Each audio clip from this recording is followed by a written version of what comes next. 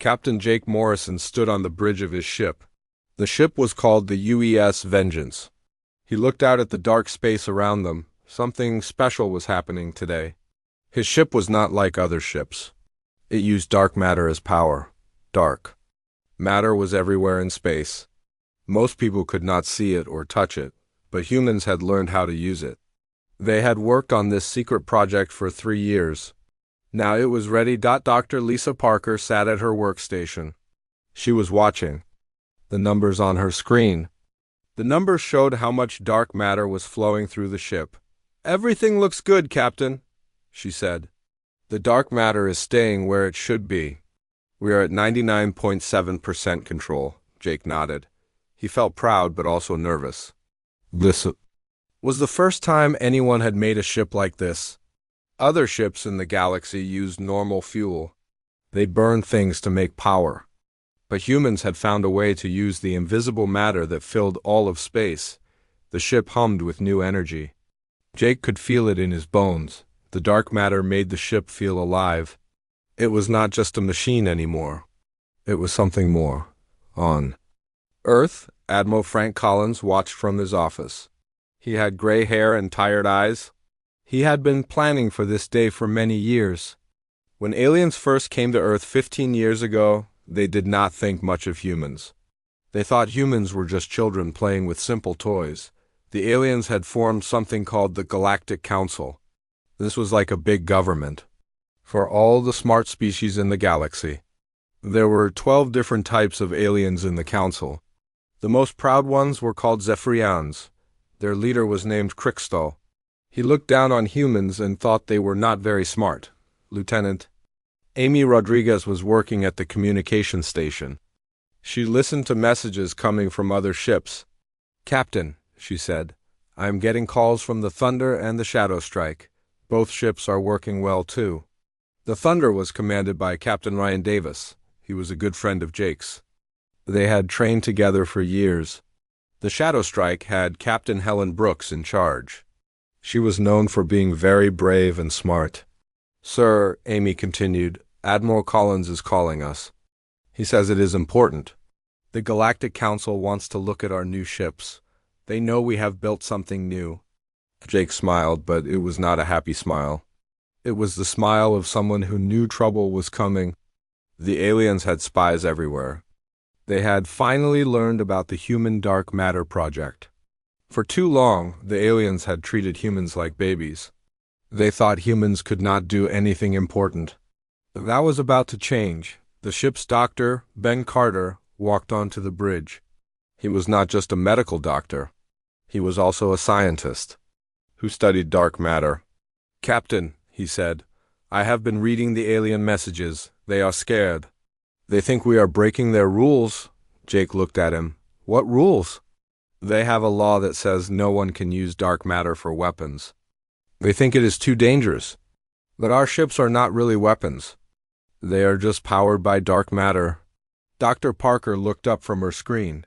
The aliens tried to use dark matter before, but they could never control it. It always exploded or caused problems. They think it cannot be done safely. Jake walked to the big window at the front of the bridge. He could see stars everywhere. Between those stars was dark matter. Lots of it. More dark matter existed than regular matter. It was like the hidden skeleton of the universe. "The difference is," Jake said slowly, "we do not fight the dark matter, we work with it. We listen to it." Amy got another message. "Captain, the Council is demanding that we come to their big meeting place. They want to see our ships up close. If they do not like what they see, they will make us destroy the ships." Admiral Collins appeared on the main screen. His face looked serious. "Jake, this is what we have been preparing for. The Council thinks they can push us around like they always have. But today, they are going to learn something new about humans." Jake stood up straight. "We are ready, sir. The Vengeance, Thunder, and Shadow Strike are all working perfectly. Our crews know what to do." The Admiral nodded. "Remember, son, we are not trying to start a war. We are trying to earn respect. Show them that humans are not the weak little species they think we are. Show them that we belong in this galaxy as equals, the call ended. Jake looked around at his crew. They all looked nervous but determined. Each person on the ship had trained for years for this moment. They knew that the future of humanity depended on what happened next. Set course for the council meeting place, Jake ordered. It is time to show the galaxy what humans can really do. The ship turned toward its destination. The dark matter engines made no sound, but Jake could feel their power. The Vengeance moved faster than any ship had ever moved before. Behind them, the Thunder and Shadow Strike followed. In a few days, they would reach the council. The aliens would see human technology for the first time. They would learn that the species they had ignored for so long had become something amazing. The age of human power in the galaxy was about to begin. The Galactic Council meeting room was huge. It was built on a planet called Nexus Prime. This planet was right in the middle of the galaxy. Representatives from 12 different alien species sat in the big room. They all looked worried and angry. Ambassador Crystal stood in front of everyone. He was a Zephyrian, which meant he looked like he was made of living crystal. His body was glowing with bright colors that showed he was upset. "The humans have broken our most important law," he said in a loud voice. "No species is allowed to make weapons from dark matter. It is too dangerous. It could destroy everything." General Vorth was there too. He was from a species called the Drachneri. They look like big lizards and love to fight. He hit his scaly fist on the table. "The humans are getting too bold. First they said no when we offered to protect them. Now they are making forbidden weapons. We need to stop them before they cause trouble." At the human section of the room, Ambassador Carol Stevens stood quietly. The human area was simple and plain. It did not have fancy decorations like the alien sections. Carol was not scared, even though she was surrounded by aliens who did not. "Like her, you are wrong," Carol said in a calm voice. "The treaty says we cannot make dark matter weapons. But our ships are not weapons.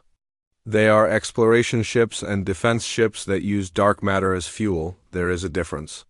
A being made of pure light floated nearby. This was Luminax from the ethereal species. They were very old and thought they were very wise. "You are just playing with words, human. Dark matter cannot be controlled safely. Your carelessness could kill everyone in the galaxy." The leader of the whole council was High Counselor Zephyrin. He belonged to an ancient species called the Celestial Order. They had ruled the galaxy for thousands of years. He raised his hand for silence. "The humans will show us their technology under controlled conditions. If their dark matter use is dangerous or threatening, they must destroy these ships right away." Carol nodded. "Humanity accepts this challenge. Captain Morrison and his fleet will be here in 3 days." What the council did not know was something very important. Humans had not just learned to use dark matter. They had learned to make friends with it. The secret was not in forcing the dark matter to obey. The secret was in working together with it. Dr. Ben Carter was the smartest human scientist when it came to dark matter. He had spent many years studying old alien records. He found information about species that had tried to use dark matter long ago. Most of them had failed badly. Their planets had been destroyed when the dark matter went out of control, but Ben had discovered something amazing. The key was not in building stronger containers for the dark matter. The key was in the human mind itself. Human thoughts could actually talk to dark matter in a way that other species could not. Back on the human ships, Captain Jake Morrison was preparing for the big test. His crew was nervous but ready. Dr. Lisa Parker was checking all the systems. "One more time, Captain. Our dark matter readings are perfect. The connection between our minds and the dark matter is stronger than ever." Captain Ryan Davis called from the Thunder. "Jake, my crew is reporting something strange. When we all focus together, the dark matter seems to get happier. It works better when we work as a team." Captain Helen Brooks spoke from the Shadow Strike. "I am seeing the same thing. It is like the dark matter wants to help us. It responds to our feelings and thoughts." This was the big secret that humans had discovered. Other species tried to control dark matter like it was just fuel, But dark matter was not just fuel, it was almost alive. It could sense the thoughts and feelings of the people around it. And for some reason, it liked humans. Dr. Carter had a theory about why this worked. He thought that human consciousness was naturally in tune with the frequency of dark matter. Other species had different types of minds. Their thoughts created the wrong vibrations. When they tried to use dark matter, it fought back, but human minds created the right vibrations. When humans thought peaceful, cooperative thoughts, the dark matter became calm and helpful. When human crews worked together with trust and friendship, the dark matter became very powerful. On Nexus Prime, the alien representatives were still arguing. Many of them were scared. They had tried to use dark matter before and failed. Some of their planets still had scars from dark matter accidents. That happened hundreds of years ago. Ambassador Crystal was the most worried. His species had lost 2 planets to dark matter explosions. "You do not understand how dangerous this is," he told Carol. "Dark matter has destroyed entire solar systems. It cannot be tamed. It cannot be controlled. Your species is too young to understand this." Carol looked at him calmly. "Maybe the problem is not that dark matter cannot be controlled?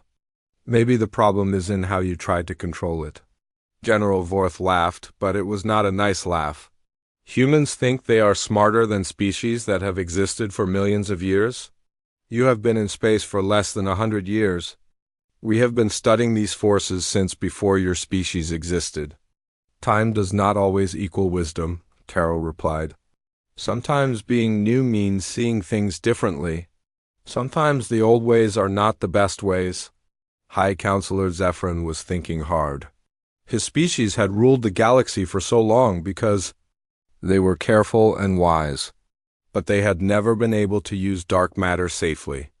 If humans really had found a way to do it, everything would change. The military balance of the galaxy would shift completely. Dark matter was the most powerful force in the universe. Ships powered by dark matter would be faster and stronger than anything that existed. They could change the shape of space itself. But there was something even more important than military power. If humans could really work with dark matter safely, it meant they understood something about the universe that no other species understood. It would mean that the youngest species in the galaxy had achieved something that the oldest species could not. The next 3 days would change everything. Either the humans would prove they could do the impossible, or they would fail spectacularly, and probably die in the process. The galaxy held its breath and waited to see which it would be. The test area near Nexus Prime was filled with alien ships. Every major species in the galaxy had sent observers to watch the human demonstration. Captain Jake Morrison brought his 3 ships into the designated zone. The Vengeance, Thunder, and Shadowstrike moved in perfect formation. The alien ships stayed far away. They were scared that the human ships might explode. Many species had seen dark matter accidents before. Entire fleets had been destroyed when dark matter went out of control. All council ships stay at least 50,000 kilometers away. Jake broadcast on all communication channels. "We are beginning our demonstration now." Inside the Vengeance, Dr. Lisa Parker watched her instruments carefully. The dark matter core was humming with energy.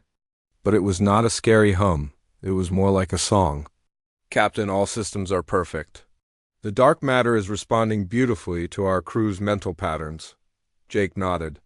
He could feel the connection between his mind and the dark matter. It was like having a conversation with the universe itself. "Beginning speed test," he announced. The Vengeance suddenly shot forward. It went from standing still to almost the speed of light in just a few seconds. No alien ship could accelerate that fast. Most ships needed several minutes to reach maximum speed. On the observer ships, alarms were going off everywhere. The alien sensors could barely track the human ship. It was moving so fast that it looked like a blur of shadow and light. "Impossible," whispered Ambassador Crystal from his observation ship. His crystal body was flashing with confusion and fear. "No ship can accelerate that quickly without tearing itself apart. The crew should be dead from the force." But Jake and his crew felt fine. The dark matter field around their ship protected them from the crushing acceleration. It was like being wrapped in a blanket of space itself. Captain Ryan Davis took his turn next. The Thunder moved to the center of the test area. "Beginning defensive demonstration," he announced. Several automated weapons platforms began firing at his ship. These were the same weapons that could destroy normal battleships, but something amazing happened. Dark matter barriers appeared around the Thunder. The barriers looked like walls made of shadow and starlight. When the weapons hit the barriers, they did not just bounce off. The energy from the weapons was absorbed and converted into more dark matter fuel. "The barriers are not just defending," reported Dr. Parker. "They are actually feeding on the attack energy. The more someone shoots at the ship, the stronger it becomes." The alien observers could not believe what they were seeing. Defense systems that grew stronger when attacked violated everything they knew about physics and warfare. Captain Helen Brooks piloted the Shadow Strike next. She demonstrated the most incredible ability of all. Her ship began to fade, becoming transparent like a ghost. Then it flew straight through a large asteroid. The ship did not break the asteroid or push it aside. It passed through the solid rock like the rock was not even there. The shadow strike had partially shifted out of normal space-time. "We call this phase shifting," Helen explained over the communication channel. "By adjusting our dark matter field frequency, we can exist partially in normal space and partially in dark matter space. Physical objects cannot touch us when we are phase shifted." General Vorth's tactical officer was staring at his instruments in shock. "Sir, their dark matter signatures are stable beyond anything we have ever measured. The energy output of each ship exceeds our most powerful dreadnoughts by thousands of times." But the most amazing thing was not the power levels. It was the control. Every previous attempt to use dark matter had resulted in explosions or reality tears. The fact that humans could not only contain it safely, but use it with perfect precision, was beyond understanding. High Counselor Zephyrin contacted Jake directly. "Captain Morrison, your species has achieved something we believed was impossible. How do you maintain such perfect dark matter resonance?" Jake's answer was broadcast to all the observer ships. "We do not fight the dark matter, Counselor. We listen to it, we work with it. We treat it like a partner, not like a tool." Dr. Ben Carter appeared on the communication channel from Earth.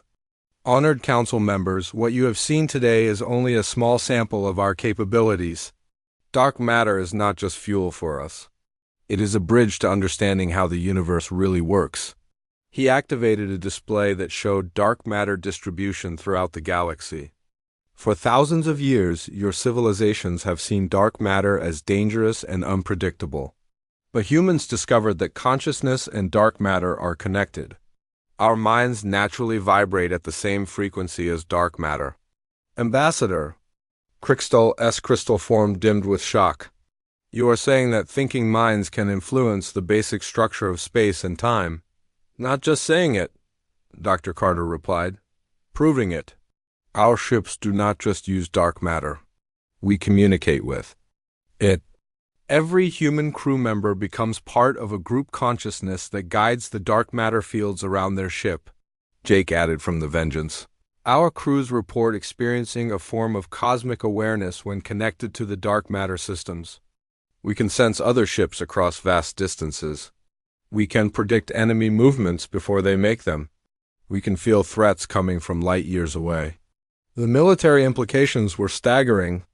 Traditional weapons and defenses would be useless against ships that could phase through attacks, manipulate space-time, and predict their enemies' actions before those enemies even knew what they were going to do.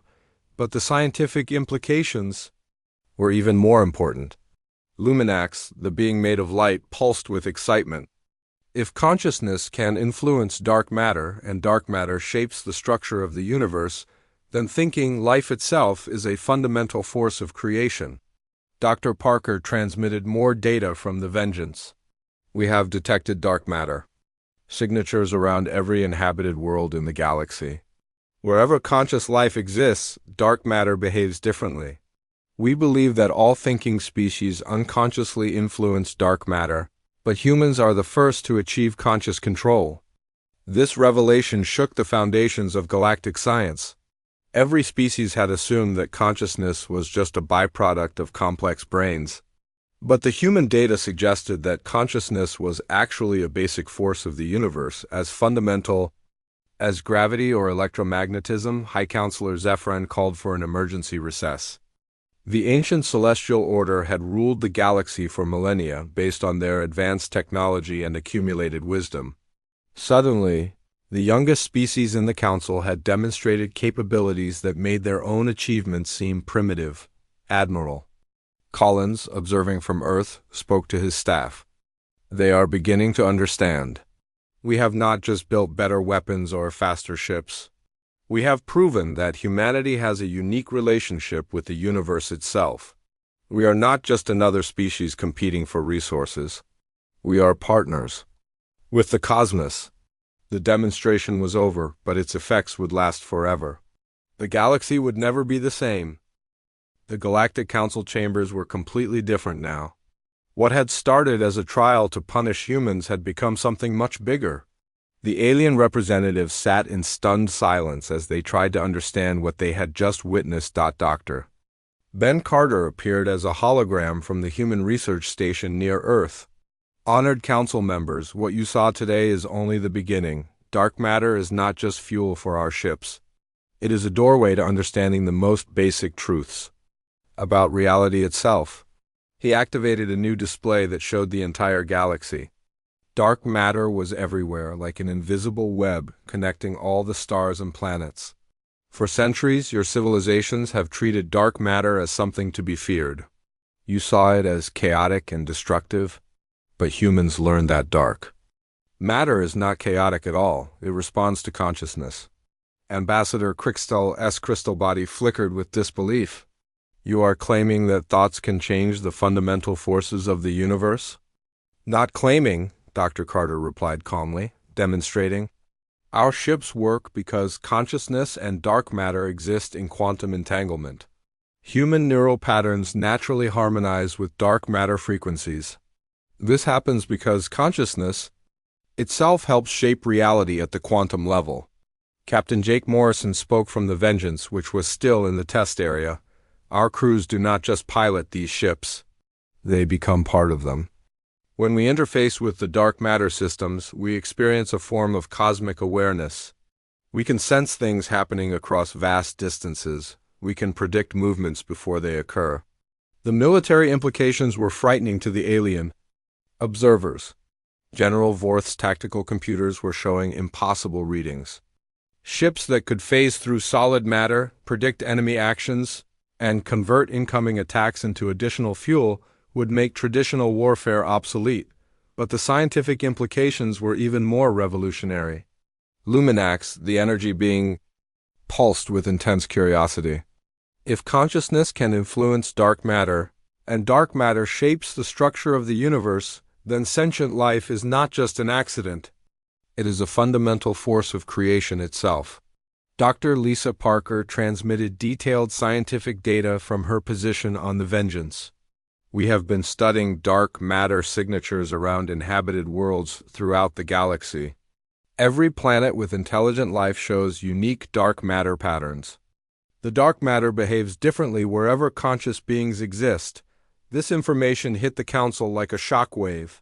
For millions of years, the various species had believed that consciousness was simply the result of complex chemical reactions. In brains, they thought that intelligence was rare and unimportant in the grand scheme of the universe, but the human data suggested something completely different. Consciousness was not just a side effect of evolution.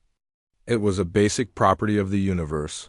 As fundamental as gravity or electromagnetic force, High Counselor Zephyrin struggled to process this information.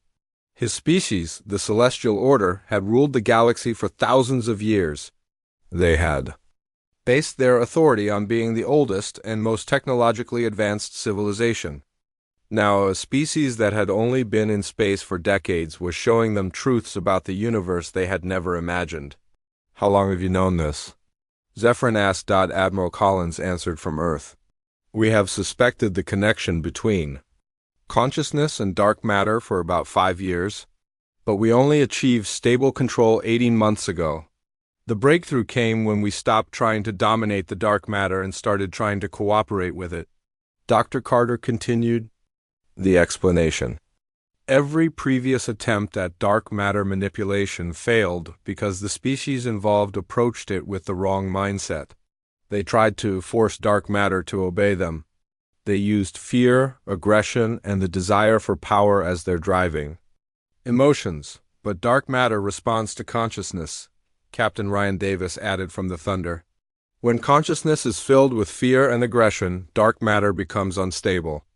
When consciousness is filled with cooperation and harmony, dark matter becomes perfectly controllable. Ambassador Carol Stevens stood up in the human section of the council chambers. This is why our ships work and yours do not. It is not because humans are smarter or more advanced. It is because we approach dark matter with the right attitude. We see it as a partner, not as a tool to be dominated. General Vorth found this concept difficult to accept. His entire species was built around the idea that strength came from domination and control. You are saying that power comes from cooperation? That makes no sense. Captain Helen Brooks responded from the Shadow Strike. General, our dark matter abilities actually increase when multiple human crews work together. When we coordinate our consciousness, our ships become more powerful. Cooperation literally makes us stronger. This was perhaps the most shocking revelation of all. Most civilizations believed that power was a limited resource. If one person had more power, it meant someone else had less. But the humans were demonstrating that some kinds of power actually increased when they were shared. Dr. Carter showed new data on the holographic display. We have discovered that dark matter consciousness cannot be developed through aggression or competition. Species that try to weaponize it always fail catastrophically. The universe seems to have built-in safeguards against the misuse of its fundamental forces. High Counselor Zephyrin consulted with the other council leaders in hushed tones. This information changed everything they thought they knew about power, technology, and the nature of existence itself. After several minutes of intense discussion, Zephyrin made an announcement that would change galactic history. The Galactic Council formally recognizes humanity as a Tier 1 civilization with all accompanying rights and responsibilities. This was unprecedented. No species had ever jumped from newcomer status to Tier 1 in such a short time. Tier 1 civilizations were the most advanced and powerful in the galaxy. They had the right to vote on major galactic policies and lead other species, but Zephyrin was not finished. Furthermore, the Council requests that humanity share their dark matter consciousness techniques with other willing species. We wish to learn from your discoveries. Admiral Collins appeared on the main screen. We accept the recognition and the responsibility that comes with it. However, dark matter consciousness cannot simply be taught like ordinary technology. It must be developed naturally.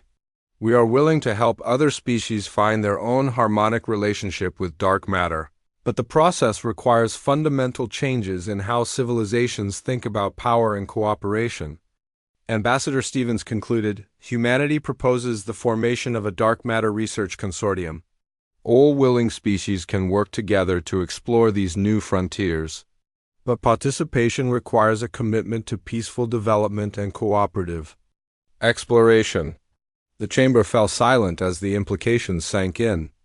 The galaxy had just learned that its most fundamental assumptions about power, consciousness, and the nature of reality were wrong. The youngest species in the Council had not only achieved impossible technology, but had proven that the universe itself seemed to favor cooperation over domination. Species across the galaxy would need to reconsider everything they thought they knew about strength, wisdom, and the relationship between mind and matter.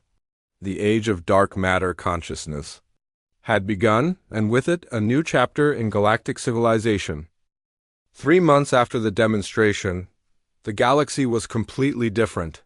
The news of humanity's dark matter breakthrough had spread to every inhabited world. Some species were excited about the possibilities. Others were frightened by the implications. Captain Jake Morrison stood on the observation deck of the newly built research station orbiting Earth. Through the windows, he could see ships from a dozen different species. They had all come to learn about dark matter consciousness. The first students were the ethereal beings like Luminax. Their energy-based consciousness was naturally similar to the quantum frequencies of dark matter. Within weeks, they had achieved basic dark matter resonance. Their ships could now phase shift, though not as smoothly as human vessels. Dr. Lisa Parker was leading the research consortium from the main laboratory. She had teams of scientists from 8 different species working together. The key breakthrough, she explained to a group of Celestial Order researchers, is understanding that consciousness is not separate from the physical universe. They are part of the same system. The Zephians were having more difficulty. Ambassador Crystal had volunteered to be part of the first test group from his species. His crystal structure made it hard for him to achieve the fluid mental states that dark matter required. I can feel the dark matter responding, Crystal reported during a training session. But my thoughts are too rigid.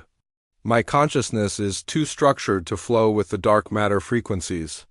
Dr. Ben Carter worked with him patiently. Do not try to control your thoughts. Let them move naturally.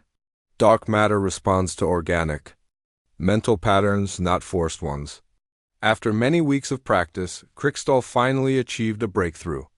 His crystal body began to glow with a new kind of light as he connected with a small dark matter sample. I understand now, he said with wonder in his voice. It is not about thinking harder, it is about thinking together with the universe. The military implications of the new technology were creating changes throughout the galaxy.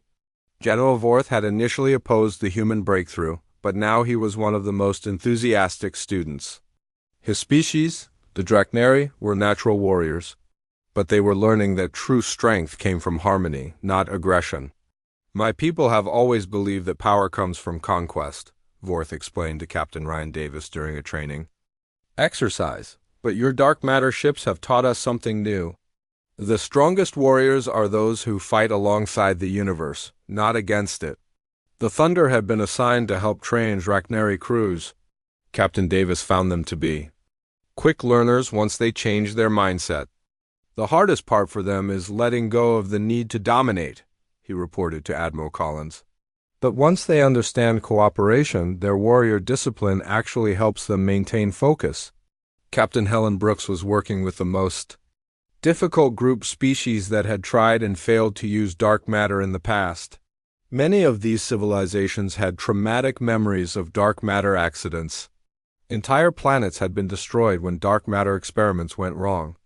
We are teaching them that their previous failures were not because dark matter is dangerous, Helen explained. They failed because they approached it with fear and the desire to control. Fear creates the wrong frequency patterns. The research was revealing amazing discoveries about the nature of consciousness itself. Dr. Carter had established laboratories on 15 different worlds, each studying how different types of minds interacted with dark matter. Every species has a unique consciousness signature, he reported to the Galactic Council. But all conscious beings can learn to harmonize with dark matter if they approach it correctly. The universe seems to welcome all forms of cooperative consciousness. High Counselor Zephyrin had been personally involved in the research from the beginning. At first, he had been skeptical and worried about human claims. Now he was one of the strongest supporters of the consortium. The humans have given us more than new technology, he announced to the Council. They have given us a new understanding of our place in the universe. We are not separate from the cosmos. We are active participants in its creation. The economic implications were also revolutionary. Dark matter ships required almost no fuel in the traditional sense. They powered themselves by working with the natural dark matter that existed everywhere in space. This meant that transportation costs dropped to almost nothing. Trade between distant worlds became much easier and cheaper. Species that had been isolated because of vast distances could now communicate and trade regularly. The galaxy was becoming more connected than ever. But perhaps the most important change was philosophical. For millions of years, galactic civilizations had competed with each other for resources and territory. The discovery of dark matter consciousness was changing this fundamental assumption. Resources are not limited when you work with the universe. Instead of against it, Ambassador Carol Stevens explained to a gathering of planetary governors. Dark matter is everywhere. It is infinite. When we learn to cooperate with it, scarcity becomes abundance. Some species were struggling with these new ideas.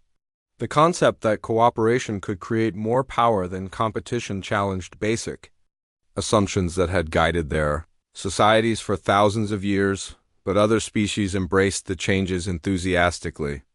The research consortium was growing every month as more civilizations wanted to learn the new techniques.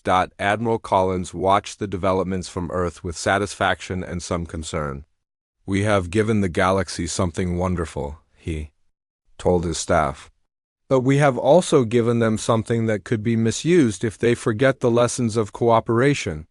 Captain Morrison understood the Admiral's concerns. "That is why the training is so important.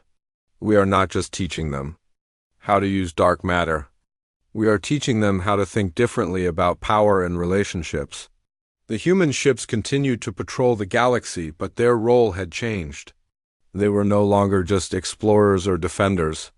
They have become teachers and guardians of a new way of thinking. Dr. Parker made a final report to the consortium after 1 year of operation. "We have achieved stable dark matter resonance with representatives from 19 different species. 7 species have successfully built their own dark matter-powered vessels. The universe is becoming a more cooperative place." As Jake looked out at the stars from his ship, he felt a deep sense of satisfaction. Humanity had not conquered the galaxy through force or superior technology. They had changed it through understanding and cooperation. The dark matter warships had indeed stunned the Galactic Council. But more importantly, they had taught the galaxy that true power came not from domination, but from working together with the fundamental forces of existence itself. The age of cooperation had begun, and the universe itself seemed to approve. Dark matter flowed more smoothly around worlds where species worked together. It became unstable around worlds where conflict and competition dominated. The cosmos had chosen its favorites, and they were those who chose to work together rather than fight alone. Humanity had shown the way, but now all of galactic civilization was walking the path toward a more harmonious future.